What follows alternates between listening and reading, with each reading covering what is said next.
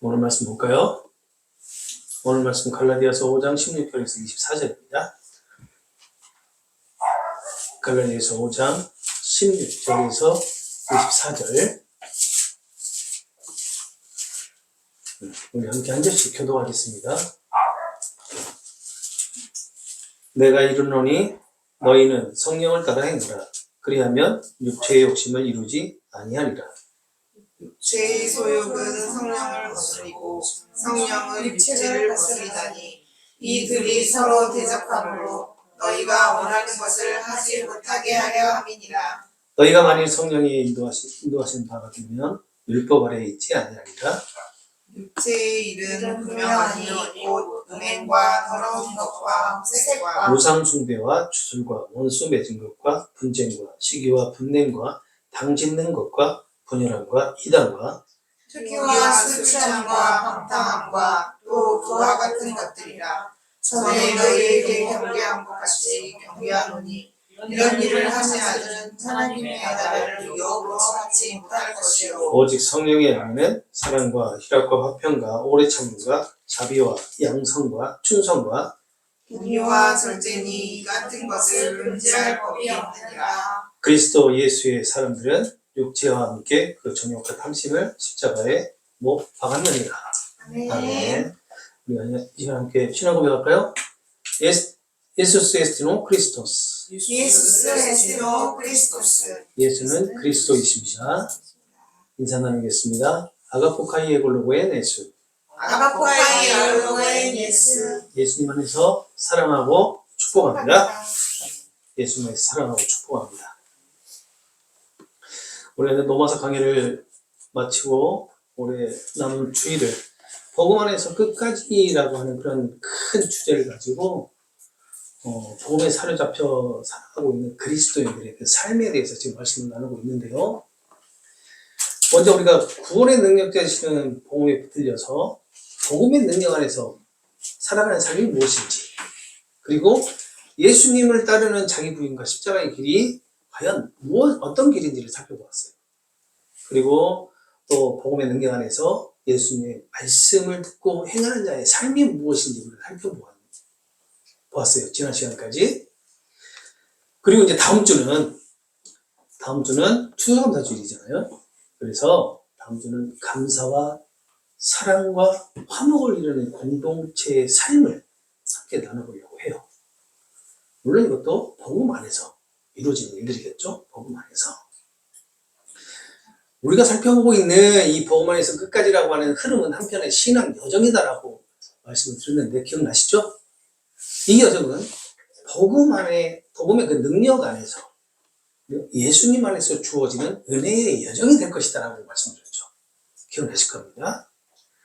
3번의 시간을 가졌는데 여러분 어떠세요? 은혜의 여정이 되어가고 계시나요? 고개를 끄덕이시는 분도 있고 그냥 웃고만 계신 분도 있고 아무것도 기억도 안 나면서 아멘 하시는 분도 있고 자, 우리는 지난 시간에 예수님의 산상수훈의 결론 부분을 살펴보았죠. 그 산상수훈의 결론 부분을 통해서 복음의 능력 안에서 말씀을 듣고 또 믿음에 붙들려서 그 말씀이 실제 삶에서 성령의 도우심으로 행하게 되는 은혜의 삶이 된다는 것을 살펴보았는데, 그 말씀이 뭐였죠? 그 말씀이 산상수훈의 모든 말씀이었죠. 어떻게 보면 그 산상수훈의 모든 말씀이 25장부터 시작해서 27장, 23절까지 그 모든 말씀이 어떤 말씀이냐면 하나님 나라의 삶의 원리다라고 말씀드렸어요. 그리고 예수님의 산상수훈 자체가, 그러니까 하나님 나라의 삶의 원리가 우리로 하여금 너희의 힘과 능력으로 너희의 의지와 그리고 지성으로 결코 이 말씀을 온전히 행할 수 없다라는 것을 말해주고 있죠. 이 삶의 원리를 살아낼 수 없다라고 깨닫게 해주신단 말이에요. 그리스도인의 그 유한한 한계를 그대로 드러내는 것이 그 산상수훈의 말씀이었어요. 그 산상수훈의 말씀이 그냥 은혜의 말씀이 아니고, 우리가 예수님의 그 산상수훈의 말씀을 통해서 우리가 무엇인가를 할 수 있다는 그런 말씀이 포함되어 있는 것이 아니라 우리의 유한한 한계를 그대로 드러내는 그런 말씀입니다. 이걸 깨닫지 못하면 어떻게 돼요? 그냥 은혜 가운데만 살아가려고 해요. 은혜 가운데. 그리고 거기다가 좀 더 못하면 나도 할 수 있다 라는 그런 말이 나오죠. 내가 할 수 있는 것이 아니라 성령께서 하시는 일에 내가 몸만 실어지는 거죠. 그리스도인이 오직 복음의 능력과 성령의 도우심 없이는 그 한 걸음도 그 말씀에 순종할 수 없는 존재임을 깨닫게 하시는 것이 지난 시간에 말씀이었어요. 기억나실 겁니다. 오늘 또 계속해서요. 복음의 능력이 그리스도인들을 어디로 이끄시는지 살펴보려고 합니다. 오늘 본문에서 복음은 그리스도인들을 구원하신 데서 멈추지 않고 성령의 인도하심을 따르는 삶, 성령의 열매를 맺는 삶으로 이끄신다라고 말씀해요. 자, 16절을 보시면 내가 이르노니 너희는 성령을 따라 행하라 그리하면 육체의 욕심을 이루지 아니하리라 라고 말씀을 하죠. 여기에서 성령을 따라 행하라 라는 이 표현을 분석을 해보면 한 번만 하는 것이 아니라 계속해서 행하라는 거예요. 날마다 매 순간마다 성령과 함께 걸어가라 라고 그렇게 말씀하고 있단 말이에요. 다시 말하면 단 한순간의 결단으로 끝나는 것이 아니라 지속적인 삶의 방향을 지금 제시해주는 뜻으로 해석이 돼요. 바울은 성령을 따라 행하라는 이 현재 명령 능동태를 사용해서 잘 들어보세요. 한 번만 성령을 의지하는 것이 아니라 매일 매 순간 성령과 함께 걸어가라. 성령을 의지하라 라고 강하게 명령하고 있는 것처럼 보이지만 이게 명령문이니까요. 이렇게 명령하고 있는 것처럼 보이지만 바울이 이 말씀을 단순히 의지를 자극하기 위한 명령으로 말하고 있는 것은 아닐 것이다 라는 그런 저는 해석을 했어요. 왜냐하면 여러분도 잘 아시겠지만 바울은 자신도 성령의 도우심이 없이는 예수를 주라 고백할 수 없다라고 고린도서 12장 3절에 말씀하고 있기 때문에 그래요. 모든 것이 성령의 도우심으로 인해서 이루어진 것이다 라고 바울도 스스로도 이렇게 고백을 합니다. 다시 말하면 바울 자신도 성령의 도우심이 없이는 예수님을 믿는 믿음도 그리고 예수를 주라 고백하는 것도 불가능하다라고 말하고 있는 거예요. 그래서 바울도 그리고 우리도 성령을 따라 행하는 삶을 우리 스스로 살아갈 수 있는 것이 아니다라는 것을 알 수가 있죠. 그런데 우리가 이 성령을 따라 행하는 삶, 의지하는 삶을 살아갈 수 있는 것은 우리의 결심과 노력이 아니라 성령의 주권적인 역사가 아니면 불가능하다. 이것이 분명하게 지금 말하고 있는 것이 아니겠느냐는 겁니다. 성령이 아니고서는 믿음도 순종도 의지하는 것도 우리 스스로는 전혀 불가능하다라는 것을 말하고 있어요. 마치 이 말을 듣는 자로 하여금 동기부여를 하고자 하는 그런 의도로 16절을 말씀을 했을까라고 질문을 던져봤습니다. 제 스스로에게. 그런데 이 말씀은 너희 힘으로는 육체의 욕망을 제압하지 말고 너희 힘으로 육체의 욕망을 제압하지 말고 이기려고 하지 말고 성령의 인도하심에 그 주권적인 역사에 자신을 맡기라라는 것이고 그리고 그러면 육체의 욕망은 힘을 잃게 될 것이다 라는 의미로 질문과 함께 그 해석을 해보았습니다. 그렇게 해석이 되더라고요. 여러 가지 정황들을 쭉 연결해서 봤을 때 그리고 복음 안에서라는 그 말씀을 기준으로 보았을 때 그렇게 해석이 됐어요. 그리고 여기서 말하는 성령을 따라라는 이 표현이 문법상 역격이에요, 역격. 그럼 역격이면 어떻게 해석이 될까요? 성령을 따라라는 이것이 역격이면 해석이 어떻게 되냐면요. 성령을 통해, 성령 안에서, 성령에 의해서예요. 그러면 이렇게 해석을 해보면 무슨 말씀을 드리려고 하는지 알겠죠? 내 스스로가 아니라 성령에 의해서 이루어지는 거라는 얘기예요. 네. 그런데 이 부분이 너무나 이 성령의 열매에 대한 바울의 메시지 중에서 강력한 메시지이기도 해요. 그래서 대부분이 이렇게 육의 일을 하지 않고 성령의 열매를 맺어야 한다고 강조를 합니다. 대부분이. 그런데 이것이 성령을 통해서 성령에 의해서 이루어지는 일들이다라고 하는 것을 본다면 과연 우리가 할 수 있는 일은 아니라는 것을 우리가 금방 알 수 있죠. 그래서 성령을 따라 의지하며 걸어가라 라고 하는 것은 스스로 이루려고 애쓰는 것이 아니라 성령의 인도하심에 자신을 맡기라라는 그런 초청이 아니겠네요. 그래서 명령법을 사용했지만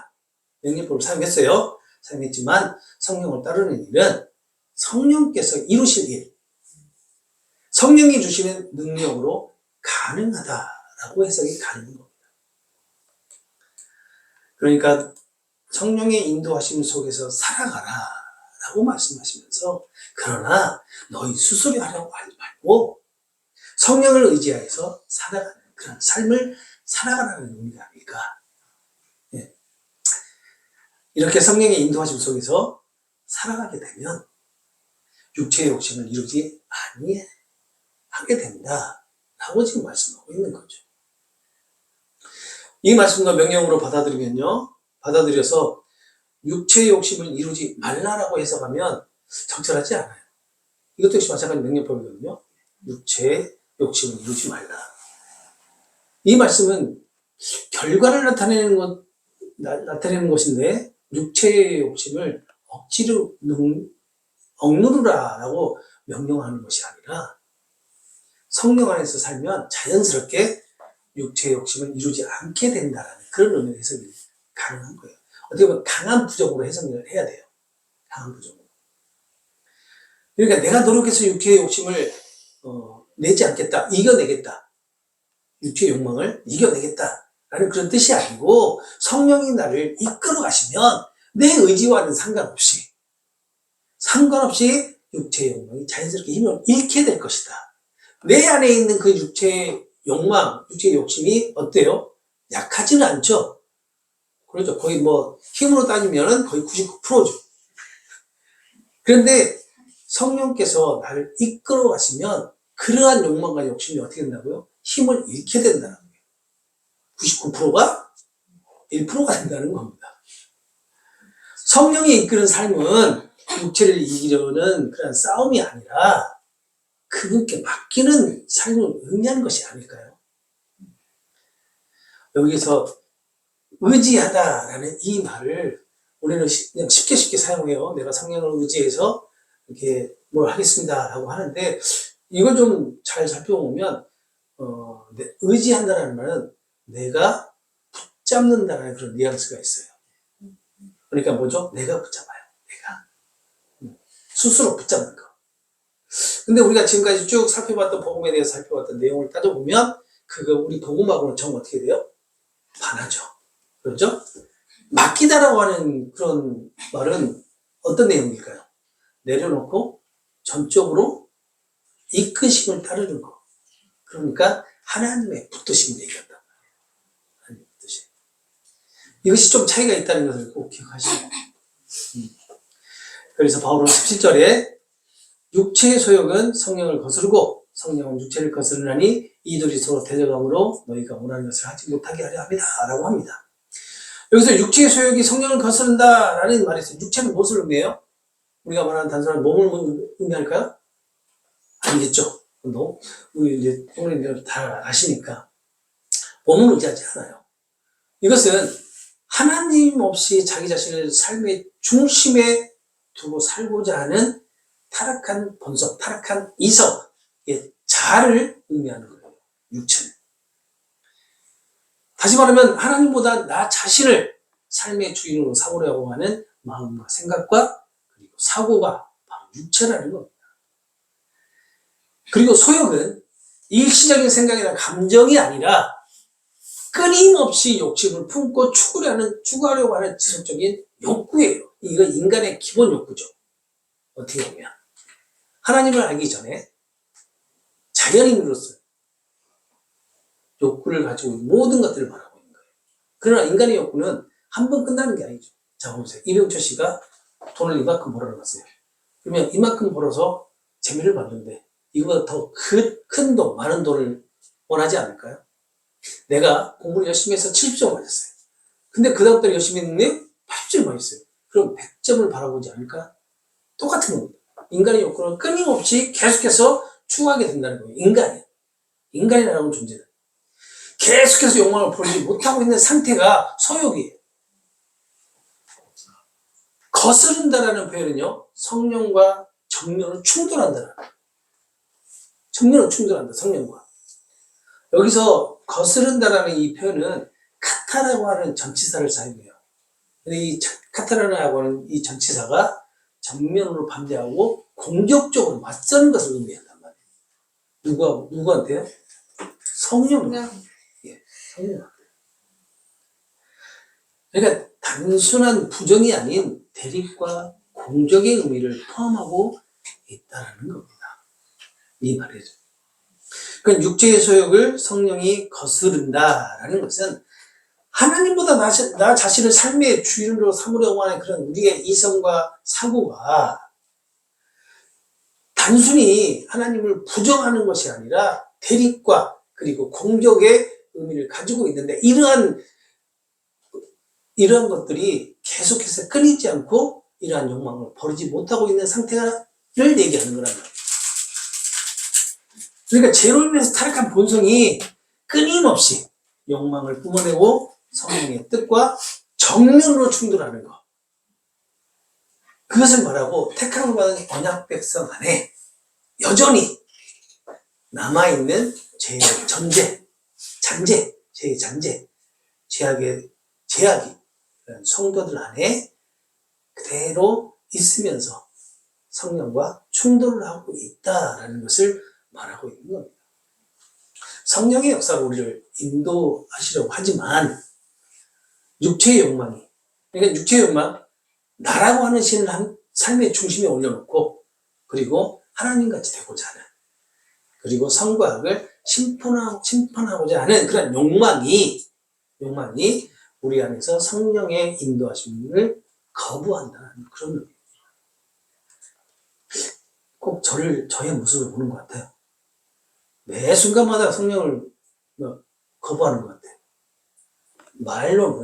말로는 성령을 받아들이고 성령을 의지하겠다. 성령에게 내 삶을 맡기겠다라고 하지만 어때요? 결국은 내 의지로 한단 말이에요. 그러면서 어떻게 돼요? 성령은 나를 도와주는 역할을 하는 것으로 바꿔버리잖아요. 지금 그것을 얘기하고 있는 거죠. 그래서 서로 충돌한다는 그런 의미가 되는 거예요. 성령과 내 자신. 그리고 바울은 육체의 소욕이 실제 삶 속에서 어떤 모습으로 나타나는지를 그 제약의 모습들을 19절에서 21절에 구체적으로 보여주고 있잖아요. 우리 다 같이 한번 읽어볼까요? 19절에서 21절까지 육체의 일은 분명하니 곧 음행과 더러운 것과 호색과 우상 숭배와 주술과 원수 맺는 것과 분쟁과 시기와 분쟁과 당짓는 것과 분열함과 이단과 투기와 술 취함과 방탕함과 또 그와 같은 것들이라 전에 너희에게 경계한 것 같이 경계하노니 이런 일들을 하는 자들은 하나님 나라를 유업을 받을 것이다. 자, 이렇게 제약된 모습으로 나타나는 이들은 하나님 나라를 유업을 받을 수 없을 것이다 라고 얘기하죠. 물론 제가 이거에 대해서 한번 설명을 해드렸던 것 같아요. 그런데 지금 19절에서 21절까지 나오는 이 제약된 모습들을 나하고는 전혀 상관없다라고 생각하시면 안 돼요. 내 모습이다라고 생각을 하셔야 됩니다. 내가 내 안에서 성령께서 역사하지 않으시면 반드시 나에게서 나타날 모습들이다. 제약의 모습들이다. 라는 것을 분명히 꼭 기억하셔야 돼요. 한 가지만 얘기해 볼게요. 시기 안 하세요? 허구는 하시잖아요. 허구는 내 옆 동료들한테 시기 하시잖아요. 심지어는 내 아들, 딸들에게도 시기해요. 안 하세요? 안 하시면 이상한 거예요. 그렇지, 며느리한테. 한단 말이에요.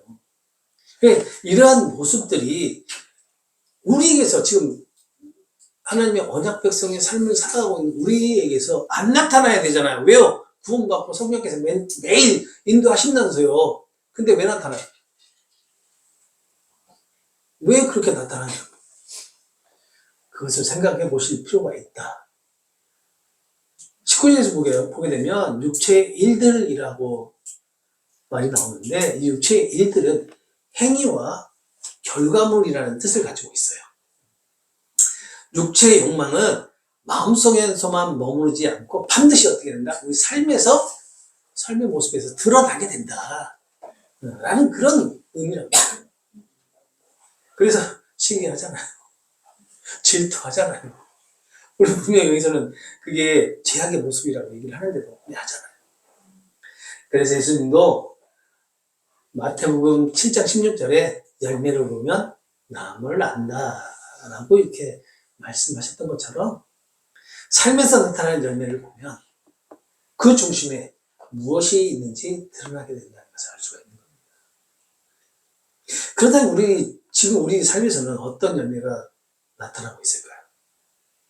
여러분들에게는 어떤 열매가 지금 나타나고 있습니까? 은혜로 내 삶을 바라보지 말고 냉철하게 우리의 모습을 한번 바라보시기 바랍니다. 냉철하게.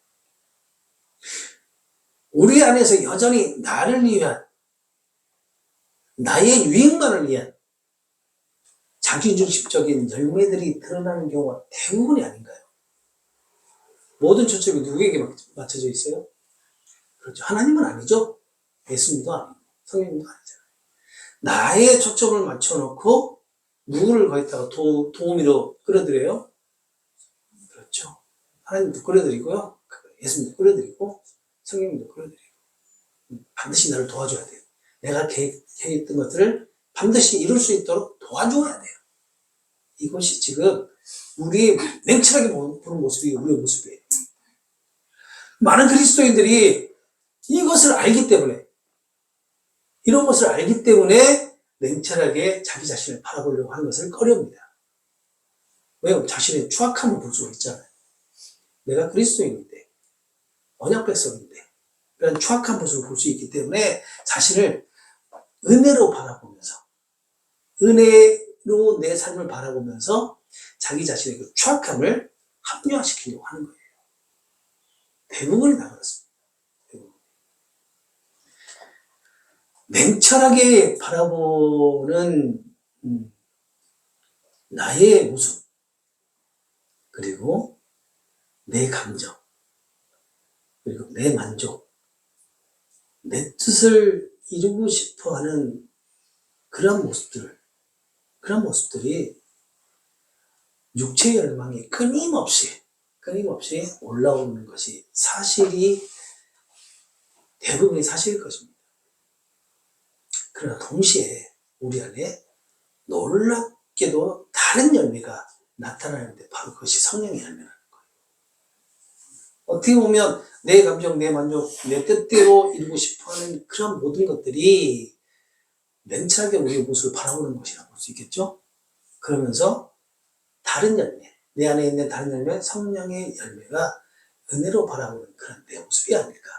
성령께서 나를 그렇게 열매를 맺어가게 하실 것이다 라고 바라보는 거. 한 가지 예를 들어볼게요. 우리가 육체가 하고 싶은 욕망이 있는데 우리 마음속에 이상하게도 안 돼라고 하는 그런 내적 갈등이 일어나는 경험이 있을 겁니다. 바로 이런 것이 되지 않을까. 제가 중국 선교사로 갔다가 들어가가지고 거의 한 새벽 3시에 기도를 나가서 기구를 해가지고요. 새벽 3시에 기도를 나가서 거의 한 오전 10시, 11시까지 기도를 하고 했던 그런 시절이 있었어요. 그때 당시 담임 목사님이 저에게 어디로 가라 라고 말씀하셨는데 가기 싫더라고요. 그래서 가기 싫은데 안 가야지 하고 이렇게 막 버티고 있는데 갑자기 번개 같은 소리가 빡 울리면서 가라라고 하더라고요. 그런데 그냥 그 말에 그냥 따라갔네요. 간증은 아니고 그 말에 거기를 갔어요. 갔더니 생각지도 못했던 그런 일들이 펼쳐지고 있더라고요. 그런 경험을 해봤어요. 바로 이것이 내 육체로서는 가기 싫어. 그런데 성령께서 나에게 가라라고 하는 그런 내적 갈등 해결해주는 그런 역할을 해준 것이 아니겠느냐는 겁니다. 그 순간이 바로 성령이 역사하고 계시는 순간이고, 우리의 자아가 스스로 죄를 이기는 것이 아니라 성령이 그 육체를, 하나님같이 되고자 하는 그 육체를 거스르면서 죄를 향해 가려고 하는 발걸음을 막는 것이 아니겠느냐. 이것이 바울이 말한 성령이 육체를 거스르고 너희가 원하는 것을 하지 못하게 한다라는 말씀의 의미입니다. 우리의 자아가 스스로 욕망에 저항하는 것이 아니라 성령이 도우셔서 저항하는 힘을 주시는 거예요. 이럴 때 우리 안에 있는 욕망이 힘이 약해지게 되는 것이 아닐까요? 이러한 주장에 성령이 우리를 통제하기 위해서 역사하시는 것이 아니냐라고 질문할 수도 있습니다. 그런 질문이 충분히 가능해요. 예수님 믿지 않는 분들은 이런 얘기를 하면 그렇게 질문을 할 수도 있어요. 아니죠. 성령은 우리를 억지로 순종하게 하는 것이 아니라, 강제로 조종하시는 분이 아니라 순종하고 또 따를 수 있는 그런 마음을 바꿔주시는 그런 분이시잖아요. 그래서 죄와 죄로 인해서 나타나고 있는 죄악을 싫어하게 하시고, 오히려 예수님을 사랑하고 따르고 싶어하는 그런 마음을 주시는 것이 아닐까요? 왜 그럴까요? 우리 스스로는 할 수 없기 때문에 그렇습니다. 우리 스스로는 예수님을 사랑하고 그리고 성령을 따르는 마음을 가질 수 없기 때문에 성령께서 우리에게 주권적으로 역사하셔서 예수님을 사랑하고 성령을 따르는 마음을 주시는 거예요. 성령은 하지 말라고만 외치는 분이 아닙니다. 하나님을 사랑하고 순종하고 싶게 하는 그런 마음을 주시는 분이기도 합니다. 그래서 우리가 죄악을 행하지 않으려고 하는 이유가 내가 억누르고 또 버텨내고 또 절제하는 그런 결과가 아니라 성령이 지켜주시고 막아주셨기 때문에 가능한 것이었고, 내가 거룩해 보이는 이유는 내가 거룩해서가 아니라 성령께서 우리를 붙들고 계시기 때문에 우리가 거룩하게 보이는 거예요. 왜 성령은 이렇게 역사하시는 걸까? 왜 성령은 우리에게서 세상과 정반대의 삶을 살아가도록 역사하시는 걸까요? 우리가 창세전 택함을 받은 언약 백성이고, 또 우리를 하나님 나라의 삶의 원리로 이끄시기 때문이 아닐까요? 무엇을 우리에게서 이루시고자 하는 것이 아니라, 이것이 바로 내 의지로 성령을 따르는 삶이 아닌 복음의 능력 안에서 성령의 도우심으로 성령을 따르는 삶이 아니겠냐라는 겁니다. 그래서 22절에서 24절을 보시면 성령의 열매를 나열하고 있죠. 이것은 성령을 따르는 삶이 어떤 열매를 맺는지 보여주는 증거라고 할 수가 있어요. 우리 22절에서 24절까지 한번 읽어볼까요? 함께 읽겠습니다. 오직 성령의 열매는 사랑과 희락과 화평과 오래 참음과 자비와 양선과 온유와 절제니 이 같은 것은 금지할 법이 없느니라. 그리스도 예수의 사람들은 육체와 함께 그 정욕과 탐심을 십자가에 못 박았느니라. 자, 여기서 열매라고 하는 단어가 나오는데, 이 열매는 내가 만드는 거예요? 아니죠. 맺히는 거죠. 맺히는 거. 다시 말하면 열매는 내가 행해서 얻어내는 결과가 아니라 성령의 생명이 내 안에서 흘러나와서 맺는 그런 결과를 의미합니다. 그래서 성령의 열매는요, 우리의 노력이 아닌 성령의 역사로 맺어진다라고 하는 것이에요. 그 9가지 성령의 열매가 사랑, 희락, 화평, 오래 참음, 자비, 양선, 충성, 온유, 절제인데, 저는 이 9가지 열매를 묵상을 하면서 예수님을 떠올릴 수밖에 없었어요. 예수님을. 공감하십니까? 왜냐하면요, 성령의 열매는 우리 안에서 나타나는 예수님의 성품이며 또 예수님 자신을 나타내시는 것이기 때문이에요. 예수님이 우리 안에서 이루신 결과라고 저는 해석을 했어요. 묵상을 하면서.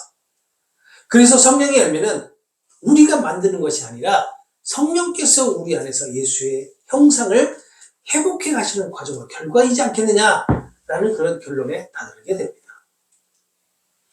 많이 좀 혼란스러우실 거예요. 성령의 9가지 열매. 이거 분명히 다들 지금까지 우리에게서 나타나는 열매다라고, 우리가 맺어갈 열매다라고 말씀을 드렸을 거예요. 근데 저는 여기서 예수라는 것을 발견을 했어요.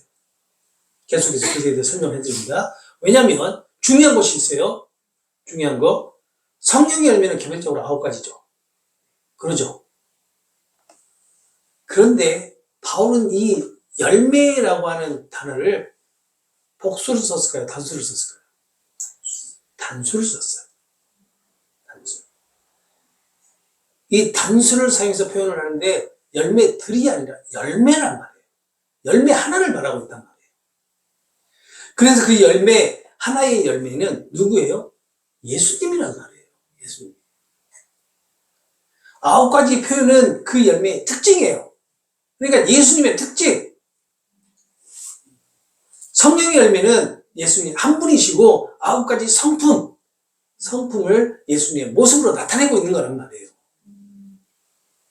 그 예수님의 성품을 우리의 삶 속에서 성령을 통해 나타내셔서 우리에게서 예수라고 하는 그런 하나의 열매를 맺게 하시는 것이 아니겠냐라고 저는 해석을 했단 말이에요.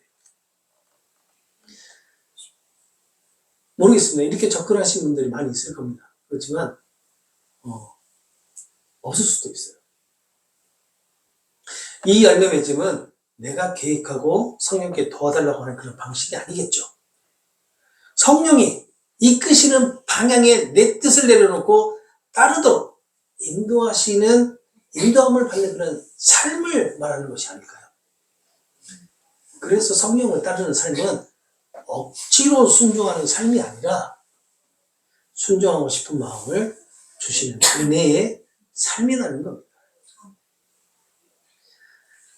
24절에서 보게 되면 바울은 육체의 정욕과 탐심은 이미 예수님과 함께 십자가에 못 박혀 죽었다 라고 말씀을 해요. 이것이 바로 성령의 생명이 우리 안에서 새로운 열매를 맺기 시작했다라는 그런 의미가 아닐까. 성령으로 맺어지는 열매가 우리가 노력해서 만들어야 하는, 행해야 하는 그런 시작점이 아니라 하나님이 우리 안에서 이미 이루신, 예수님께서 이미 이루신 일들에 대한 증거가 아니겠느냐는. 그래서 18절에 보게 되면 성령의 인도를 받는 자는 율법의 강제와 율법 아래에 있지 않다라고 얘기를 하는데, 그러니까 율법의 강제와 정죄에서 벗어난다라고 하는 거죠. 이 말은 성령께서 율법을 대신해서 우리를 이끄시는 방식으로 우리 안에서 하나님의 뜻을 이루신다는 그런 의미가 됩니다.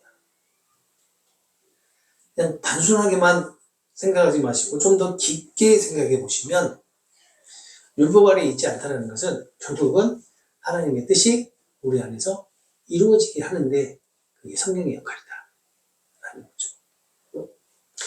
성령이 인도하시는 바라고 그런 말이 있는데요. 이 성령이 인도하시는 바는 현재 수동태예요. 현재 수동태. 그래서 우리 스스로가 아니라 성령의 주권적으로 우리를 이끌어 가신다라는 그런 의미가 됩니다. 율법은 모든 것을 요구해요. 그렇죠? 하지만 성령은 우리 안에서 모든 것을 이루신다는 그런 결론을 낼 수가 있는 거예요. 그러니까 결국 성령의 열매는 우리 안에서 예수님께서 맺어가는 열매다라고 할 수 있는 거죠. 오늘 본문에서 말씀하신 그 성령을 따르는 삶은요, 내가 성령을 도와드리는 것이 아니라 성령께서 나를 붙드시고 이끌어 가시는 삶을 의미합니다. 우리의 의지와 노력으로 육체를 이길 수는 없어요. 우리 못 이깁니다. 그러나 성령이 우리 안에 계시고 우리를 인도하셔서 순종하고자 하는 이끄심을 받는 것을 따르기를 원하는 마음을 주신다는 겁니다. 내가 성령을 돕는 사람이 아니라 성령이 나를 이끌어 가신다는 것을 꼭 기억하시기 바랍니다. 열매는요, 내가 만들어내는 것이 아니에요. 성령께서 맺게 하시는 것입니다. 그 열매는 결국 예수님의 형상이 우리 안에서 그리고 우리 삶을 통해서 드러나는 것을 말한단 말이에요. 이것을 잊으시면 안 됩니다. 성령의 열매 참 좋은 말씀이에요. 그러나 그 말씀이 자칫 잘못 사용되면 우리가 무엇인가 열심히 노력하고 말씀을 지키고 주의 성수를 하고 해야 될 봉사를 다 하고 무엇인가를 열심히 해야지만이 맺어지는 것으로만 생각할 수도 있어요. 물론 열매를 우리 자신이 열매이기도 합니다. 우리 자신이 예수님이 우리를 맺어가시는 열매이기 때문에 우리가 열매이기도 하지만 우리 스스로 맺어가는 것이 아니라는 거죠. 성령께서 맺으시는 거예요. 성령께서. 성령을 따르는 그런 삶은 복음의 능력 안에서 성령과 함께 걸어가고 또 성령의 인도하심에 맞춰서 발걸음을 옮기게 되는 것. 다시 말하면 내가 앞서서 끌고 가는 것이 아니라 성령이 이끄시는 방향으로 내 발걸음을 맡기는 것이 아니겠느냐는 겁니다. 우리는 흔히 내가 먼저 이끌어가려고 하죠. 그러나 언제나 예수님께서 우리보다 한 발 더 앞서서 우리를 인도하신다는 사실을 꼭 기억하시기 바랍니다. 이것이 성령을 따르는 삶이에요. 이것이 복음 안에서 복음이 우리에게 주어지는 성령을 따르는 삶이다. 허락하실 한 주간의 삶도 성령을 따르는 삶으로 인도함을 받는 그런 우리가 충만하시기를 소망합니다. 이 시간